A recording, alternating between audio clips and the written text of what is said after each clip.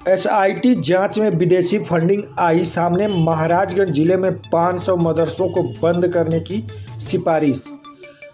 प्रदेश के मुख्यमंत्री के आदेश पर एक एसआईटी जांच टीम गठित की गई थी, जिसे प्रदेश में मदरसों में विदेशी फंडिंग और उससे व्यवस्था की जांच करना था। जिसके बाद अवैध मदरसों की जांच कर एसआईटी ने एक रिपोर्ट शासन को सौंपी है, जिसमें प्रदेश के कुल 13,000 मदरसों को बंद करने की सिफारिश की गई है, जिसमें महाराजगंज जिले के 500 मदरसे शामिल हैं। बता दें कि भारत नेपाल सीमा पर बसे महाराजगंज जिले में कई वर्षों से मदरसे में विदेशी फंडिंग होने की बात कही जा रही थी, जिसकी प्रशासन के आदेश पर एसआईटी ने इसकी जांच की तो सीमावर्ती क्षेत्र में बने मदरसों में विदेशी फंडिंग और अवैध तरीके से मदरसा चलाने का मामला सामने आया है।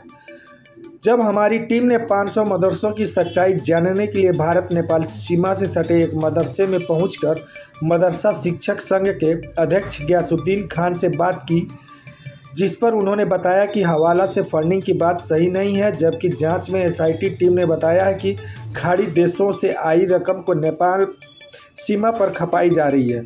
साथ ही बच्चों के शारीरिक शोषण हो रहे हैं। टेरर फंडिंग के लिए जुटाई गई रकम हवाला के जरिए भेजने की आशंका है। 13,000 मदरसों को उत्तर प्रदेश में जो बंद करने की सिफारिश की गई है, उसमें ईमानदारी और इंसाफ के साथ मैं सिर्फ ये कहूँगा कि फंडिंग का मसला उसमें पैदा किया गया है कि इनकी फंडिंग जो है विदेशों से होती है। तो हमारे मदरसों में विदेशों की फंडिंग नहीं होती है। हमारे मदरसे हमारे पूर्वजों से बुजुर्गों से होता चला आया है कि मुसलमान हर ग्राम सभा में अपने अवामी चंदे से, अपने पास के पैसे से, माहाना चंदा के रूप में, ज़कात के रूप में, फितरे के रूप में हम लोगों को जो शरई एतबार से 100 रुपये में 2.5% ज़कात निकलने का ऑर्डर है। रमज़ान शरीफ का रोज़ा पूरा होता है तो हमें जो है फितरा अदा करना होता है, फ़ी आदमी 2 किलो 45 ग्राम या 47 ग्राम। ये सब पैसे ये हमारे पूर्वजों का इजाद है, आज का नहीं है। यही सब पैसे इकट्ठा करके छोटे छोटे जो ग्राम सभा हैं, मुसलमानों में 50-25 घर की आबादी जहाँ है, मस्जिद और मदरसा इसी पैसे से चलाते हैं।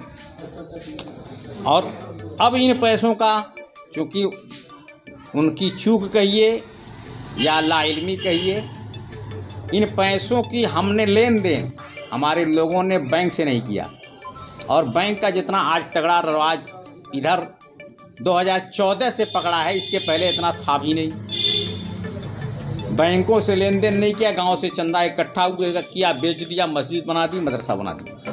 आरोप लगाए जा रहे हैं कि भारत नेपाल बॉर्डर पे टेरर फंडिंग के लिए जुटाए गए रकम हवाला के जरिए भेजे गए हैं, जो विदेशों से रकम आया है। क्या कहना उस पर?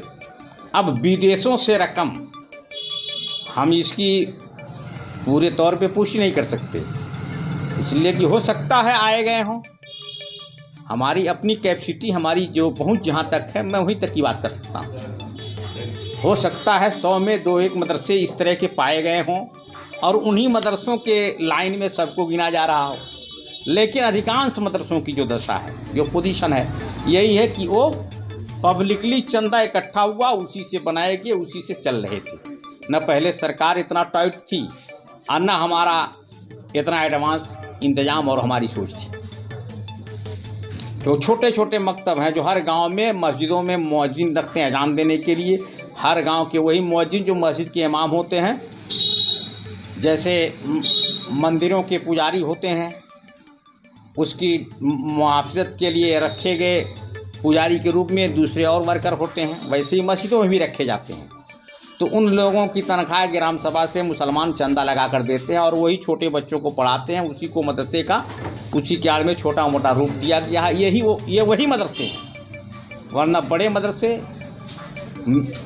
बड़े अधिकांश मदरसे गवर्नमेंट से मान्यता प्राप्त हैं, गवर्नमेंट से ग्रांट पा रहे हैं और गवर्नमेंट के जरिए जो रूल नियम ज़ाबिता आ रहा है उसको फॉलो कर रहे हैं।